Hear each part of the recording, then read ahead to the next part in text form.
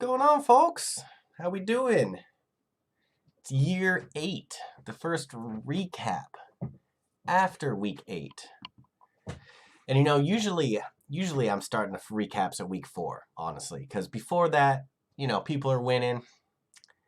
Their teams start off hot, cool off. You don't really get a picture of what's going on. But this year, man, the teams are close, dude. I don't know who the best teams are still. The rankings are closer than ever. They're thick. No one's running away with it. Usually you got like one guy that's undefeated or something, this far. And I think teams are taking L's early. You know, undefeated teams losing, bad teams winning.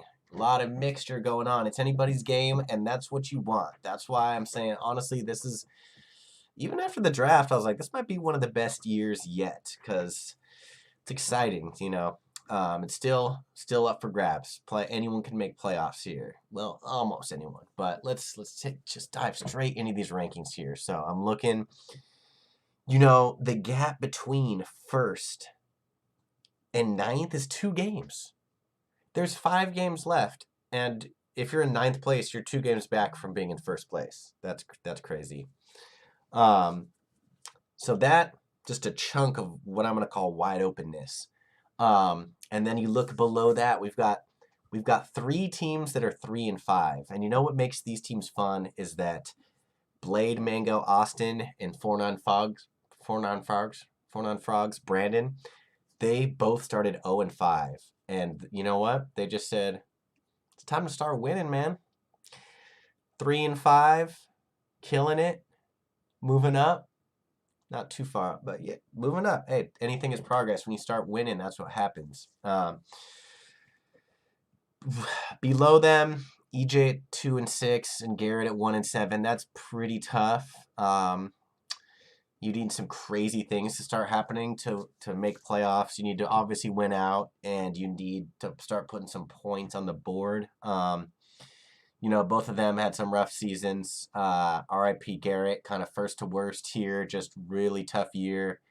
It happens, but he's won 2 years in a row now, so I don't feel too bad about it. But EJ, on the other hand, he always kind of starts hot. He always gets the Yahoo best draft, aka just I drafted the guys Yahoo told me to.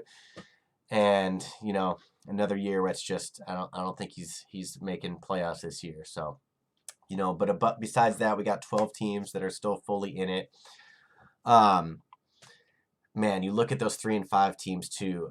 You want to look at the points at this point, because there's definitely gonna, when the rankings are this close, there's gonna be a tiebreaker going down for that 6th spot with one of the teams. I always say that 8 and 5, you make playoffs and skips.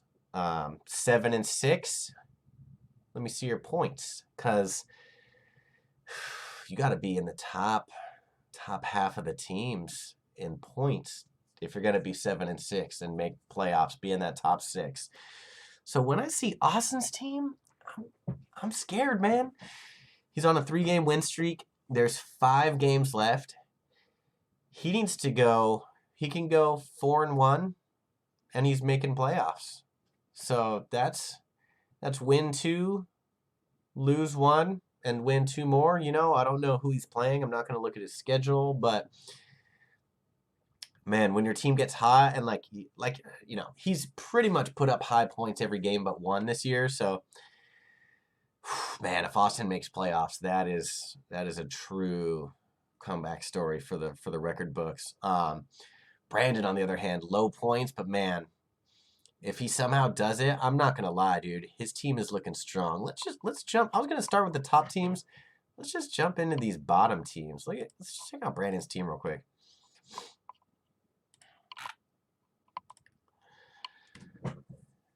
It's just it's not sexy, but man, Eli Mitchell, he's just the dude there now, stepped out with the injury a little bit, bye week.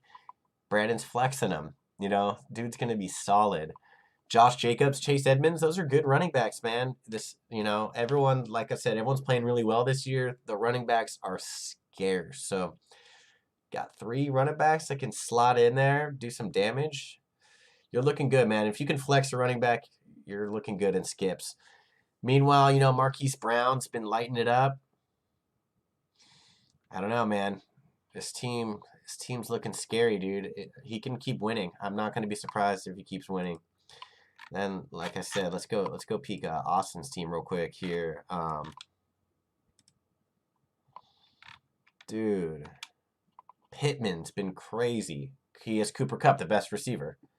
Austin just nails these kind of like the round 4 guys that end up being the #1 receiver. I remember his crazy year. He had Thielen when he was just going insane. You know, who knows if defenses catch on or not, but Cooper Kupp's #1 receiver, no question about that. And kind of like Brandon's team, like I was saying, man, he's got 3 running backs that you could flex one. You got Darrell Williams. I mean, I guess that's kind of a temporary fix, but he's got Damien Harris, who's been good. He's got Chuba. He's got Christian McCaffrey, dude. What if McCaffrey is just like a stud again? I don't want to think about that, man. That's dark horse championship material right there. So let's peek Matt's team. I haven't looked at Matt's team in a minute, but you know he's right in the middle of the 3 and 5 here.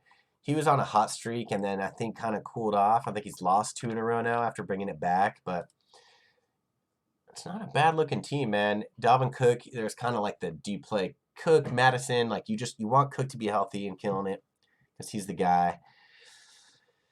He's got some pickups. Waller might step it up, man, and start killing it again. This is another scary team, dude. I'm not matching up against Matt and going, I got an easy matchup here. I'll say that for sure, dude. All right. What else we got here? We got to talk about Eric, dude. That's, you know, Eric's pretty much been slated in first place most of this year, and I was saying it's the year of the hunk, dude. He hasn't made playoffs in a bit. He's actually, you know, he made some like quiet late runs in the playoffs, but I thought this is his year, and just RIP Derrick Henry. You can see him kind of illegally slotting in the second IR slot there. You know, commissioner's gonna have to make a move about that, but you know, either way, man. Rip Derrick Henry. Either way, still, I think Eric's a force. Debo's probably what, like the second receiver on the year. He's been killing it. Thielen. Russell Wilson and Clyde Edwards-Helaire come back. Got a playoff team right there, dude. That's Eric's team scary. Very well deserved first place so far in the season. Take a look at Doug's team, man. Doug was post-draft, I said, the best team. After week 1 and 2, I was reinforcing that, man. I really like his chunk of like DJ Moore, CeeDee Lamb, just great receiver value. Chubb and Mixon, man. I never really know what's going on with Mixon. I don't really pay attention to him in fantasy or the Bengals, but he puts up some good weeks, dude. And so if him and Chubb are crushing it, then you just got to figure out your flex. Marvin Jones, whatever, dude. Figure out a flex. He's kind of got the 2 IR going. We got to figure that out. But yeah, man, this Doug's team's scary, dude. Just those 4 guys that I mentioned, they're scary. We got Shannon Elliott. Let's talk about Elliott. I feel like he was really scary early and then fell back, and now he's kind of scary again. Najee Harris ends up being a great pick. You know, he picked him right before me, and I wanted to add him, so I was glad he did. But looking back, man, you can't go wrong grabbing a running back that's good. That's what you do. You draft running backs that are good. You try and do that, and then you hope they don't get injured. So far, so good. Mark Andrews has been good. It's too bad Antonio Brown's injured because Antonio Brown was just like, looked like the steal of the draft for a while, just putting up the Evans Godwin numbers, but you got him in like the 8th round. So that's what you want. Cook started out kind of good and now, but hey man, Najee Harris is his anchor. He's like, honestly, all these running backs getting injured, he's kind of like the top one. So Elliott can do some damage too, I think, especially if Sanders comes back. Jill and Sam, man, they're like, it's kind of wild to think they're outside the playoff window, but like, you know, they've had injuries. I feel like their team's kind of underperforming. Chase has been insane for Jill, but you know, look at this COVID. You got IR, David Montgomery's injured, Saquon injured, then COVID, double. double whammy. If Jill survives, man, she's maybe looking at her first playoff win. And then we got Sam. Jonathan Taylor, you know, up there. Najee Harris with just like one of the only running backs that's not injured that's killing it. Tyler Higbee, cool. James Robinson, great pick. He's kind of got to figure out his receivers. I don't know if these guys are... Maybe if Julio steps it up, then Sam's team is kind of cool and scary. I skipped over Derek, though. What's going on with Derek? Oh, dude. Cordell Patterson. So that's just like trade of the year. You know, Derek getting Cordell Patterson off Brandon didn't seem like a steal at the time, but since then, it's talking fantasy MVP here. You know, this guy, what, like picking up off the waiver wire. And, you know, as I ease into our next segment is going to be tier list. But for, oh, what did I do here? Fuck, I fucked up. It's going to be tier list for the waiver wire pickups. So, you know, I've always wanted to do the big dick bid segment. This is going to be less about the bids and more just about, you know, the value of the pickups. It would be cool to kind of go through and see like who spent $80 when the next closest was like 100, you know, but this I just want to go through and look at like, you know, like I'm asking myself, like, who are the good waiver pickups this year? Have there been any good ones, really? So, let's go through and check them out. So, I'm just going to go kind of chronological order here. I feel like the first big dick bid of the year was... What's going on with these fucking layers, dude? What the fuck? Kidding me? What?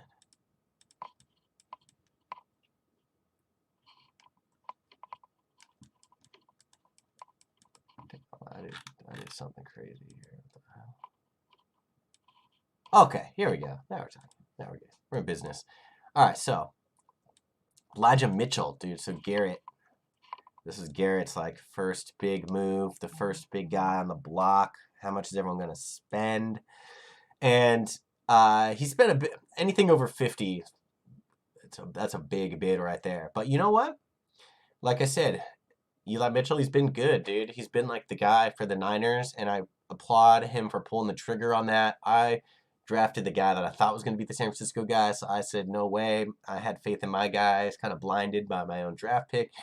But you know what? This guy's been the guy. Garrett traded him. You could judge the trade how you want, but I'm thinking this is an S tier waiver move right here. Spend money, get your guy. What do we got next here? We got... Oh, so too. These pickups were, this is another, like, after week one, Elliott picked up, like, 2 tight ends, and I swear, like, these guys were kind of on my radar, and I think he did it to, like, block me, but I just was dumbfounded by these numbers. He spent $30 on each to kind of, like, block me, slot him in, I don't know. They both were just trash after week one. This is a D tier waiver move right here. I thought that one was funny, so...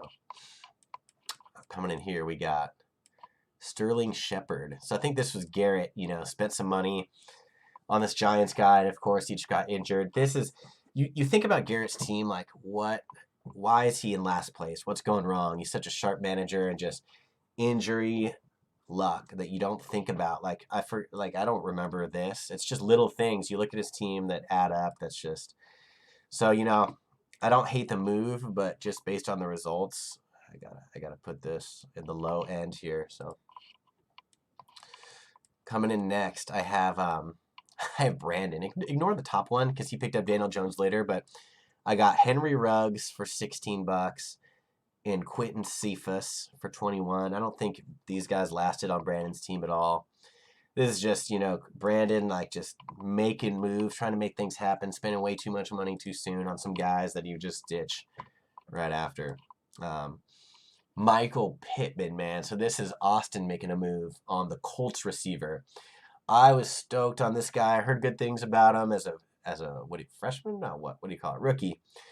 I wanted to see him play with Rivers, but he was injured last year. But man, he's been destroying it this year. This is an S tier pickup. slots right in on Austin's scary comeback team. If Austin makes playoffs, this guy had something to do with it. We got another Austin waiver here for Chuba. You know what? The money, it's a lot of money, but I like it. He made, I don't know if this is forced out of his part, that he was going to make a move to try and get Christian McCaffrey, but hey, he did. So he's got both now. So no matter when he comes back, he's got his bases covered. I'm loving this game plan from Austin to make a late push. So here we have Matt spending $39 to get Sanders. So this is one, like I said, if I was rating the bids, no one else even tried to get Sanders. So 39 was like kind of a whoopsie moment there. But hey, he's been good. He had a goose egg last week, but you know what? Receivers are funky like that. Like sometimes you get a goose egg. If he continues to play well, I'm gonna rate this an A tier pickup. He's probably won some games because of the pickup, and that's how you judge him, man. What are you paying for? You're paying for wins. And Sanders has been great aside from that goose egg. So hey, I'm calling that an A tier pickup. This is a pickup of my own, Damien Williams. So Chicago running back goes down. I pick up Damien Williams to replace him. I'm thinking, hey, $42 for like a 6-week fill-in. That's a lot of value there. I don't usually spring for the temporary guys, but this year I need help at running back, so I did it. Dude gets COVID and then gets replaced by the third string guy as he gets injuries involved. So now looks like the dude's coming back. So I'm going to call this a B tier pickup, but I wasted a lot of money to get him. I would put this lower, but he did win me a game that I wouldn't have won without him. So like I said, I bought a win for $40, whatever. Wasted a lot of money, that's how it goes. What else we got here? We got Jill. Jill kind of just like scraping for running backs here. And you know what? Devontae Booker has been good. It's a direct replacement for her for Saquon. Like I said, with Austin and Chuba, like when you get your guys back up. Dylan, he's still a backup. I don't know what was up with that waiver, so I'm just going to combine these into a B tier. I don't think they've really affected her win total, and she spent $63 on them. So that's, I'm not, could be lower, could be higher. I'm calling a B tier right there. What else we got? D'Ernest Johnston. So Eric spent big money for this dude who's kind of playing like a Kareem Hunt role. And he absolutely went off that first week. Next week, he put up 9 points, which like feels low because Chubb came back. But hey, man, that's like the Kareem Hunt role. He's going to have, if this guy puts up, maybe it's a D'Ernest Johnson game next week. This is somewhere between an A and an S tier for me. $37. I like it, man. I like it. I'm going S tier pickup there. And our final pickup so far of the year, our final big dick bid. I like this one, Sam, going $7 for Derwin James. So, man, that's a lot for a defensive player. But man, like, it's the best player, best safety on the board. I don't know who dropped him. I didn't really do the research on that, but considering everyone else chipped in, I think I threw like $3 or $4 at him. Sam got him. I'm going to slot this as an A tier pickup. So yeah, those are our waivers, our big dick bids. That's how I'm ranking them so far this year. We got some good, we got some ugly, but besides that, people are making moves on free agency. That's how it goes. So all right, guys, so that's the week 8 recap, looking at week 9. Let's see what we got going on. My internet's being super slow here, but let's see. So we got I'm playing Austin. This is a decide your own fate matchup here. In addition to that, we got Derek versus Sam. This is going to like clarify the playoff picture. Then we got our 4 local big dog matchup of the week is Doug and Eric. I love it. All right, guys, that's it for the recap. Stay focused. I'll catch y'all next week. Peace.